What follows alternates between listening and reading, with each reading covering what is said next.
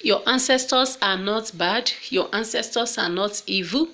If you are calling your ancestors evil, you are making a very big mistake.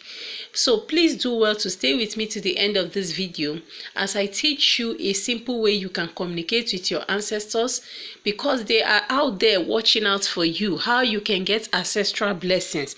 So please and please and please stay with me to the end of this video as we dive into today's video. Welcome back to my channel. It's your lady Mandy. God bless you for always returning to watch our videos.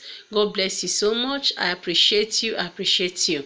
This love will never be taken for granted. I also appreciate my first time viewers. You're seeing my video for the very first time. My name is Mandy, married with 3 lovely kids, and from Enugu State by birth, by marriage Imo State. In this family, I share with us tips on spirituality, tips on DIY, and beauty tips. You can see how I'm glowing. Okay, I can teach you 1 or 2 tips on how you can look so beautiful. All right, thank you so much. But please, for you to be part of this great family, you have to hit that subscribe button.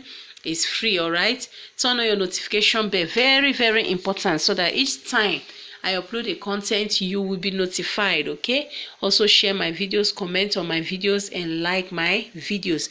God bless you so much as you do this for me. All right, so without taking much of our time, I'll be talking about how to communicate with your ancestors in a very simple way to attract ancestral blessings.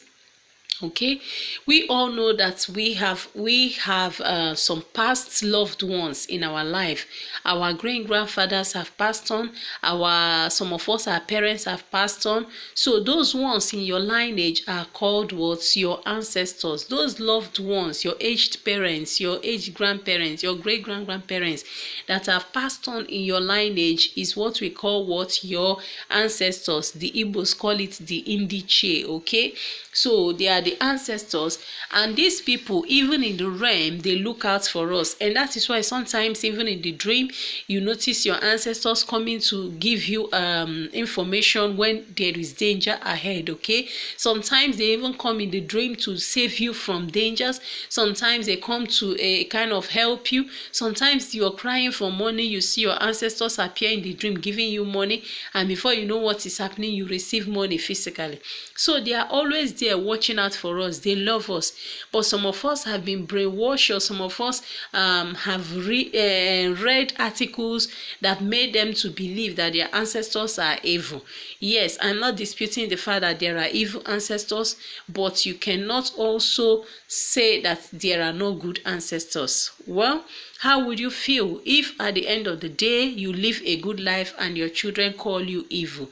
You will never feel good about that. Okay, so today I'm sharing with you how you can use fallen leaves to communicate with your ancestors.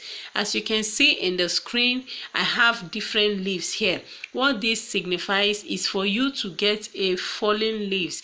You can go to any tree of your choice. How you can do this is for you to go to any tree of your choice, get under it those leaves that are falling from that tree is what I call the fallen leaves. Okay, those fallen dried leaves or fallen fresh leaves. Okay, that is what I called fallen leaves. The ones that is not plucked by anybody, it fell on its own. Okay, so what it simply represents are our ancestors that have lived with us and they have left us. That is what that fallen leaves simply represent. So how do you communicate with your ancestors using these fallen leaves? What you do is, when you get these fallen leaves, even if it's 4, even if it's 7, you get it, then get a marker and write your intentions on these fallen leaves. Okay, then what will you be doing after you have gotten this? You have written your intentions, or what you don't want to see in your life, or what you're asking them to do for you, your intentions. Okay, once you have written it, what you do is to pray, calling upon your God, the creator that was not created.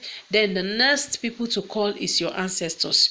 You are going to call them, asking them for forgiveness in any way you have offended them.